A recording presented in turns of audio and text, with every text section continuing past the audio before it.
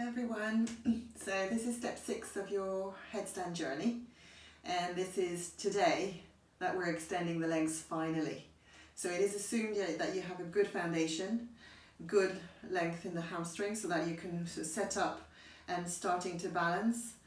You set up properly, your hips are above your shoulders, you're not jumping or kicking to any headstand position.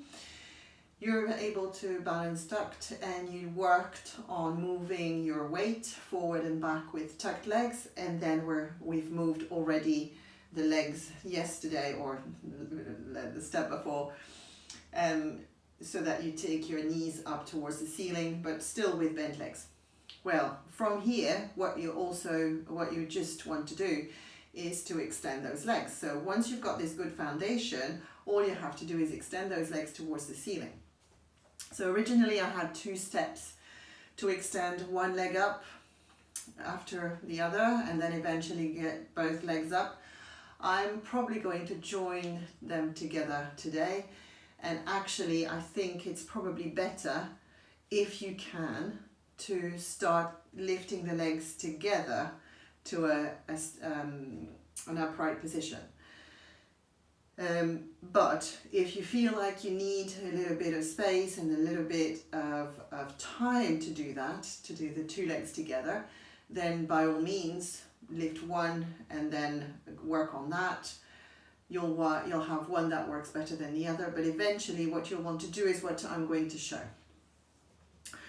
So it's not really difficult at this point. At this point you should be quite comfortable getting over onto your head. There's no pressure on the head. You start balancing. You've got a buddy here to help you if needed, but try to be away from your wall. So again, the exercise should be repeated about 10 times at a time. I'm going to do it 3, okay? So you set up. You go over your head, you start walking forward, squeezing your belly, hips are above your shoulders, pressing into your forearms, lifting one leg, lifting the other, balancing. From here, like yesterday, you're going to shift your knees up towards the ceiling, and then from this position, all you have to do is lift your legs. And again, we come back, we bend the legs, keep the knees up, and lift the legs. One more time.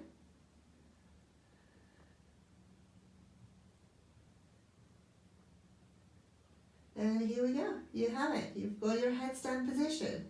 You're here, you're balancing, you're happy to come down, up.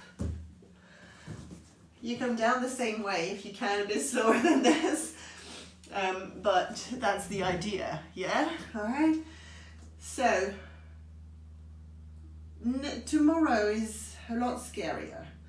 So what I've decided to do is actually, so if you were going to do it one leg at a time, instead of lifting both legs together, you'd lift one leg and keep one leg in, yeah, and come back.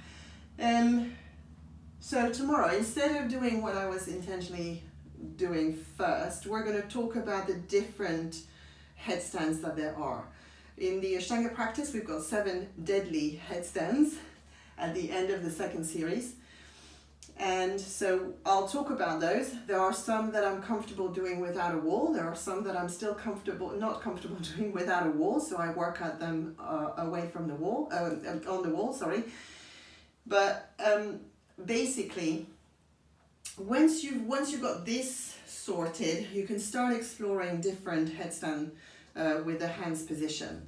So let's talk about that tomorrow instead, and the process will be exactly the same, but we'll have different positions of our arms. I hope you enjoyed that. So you're almost there. What is there, what you kind of think, well, what are the other steps? Well, the other steps are to try now press.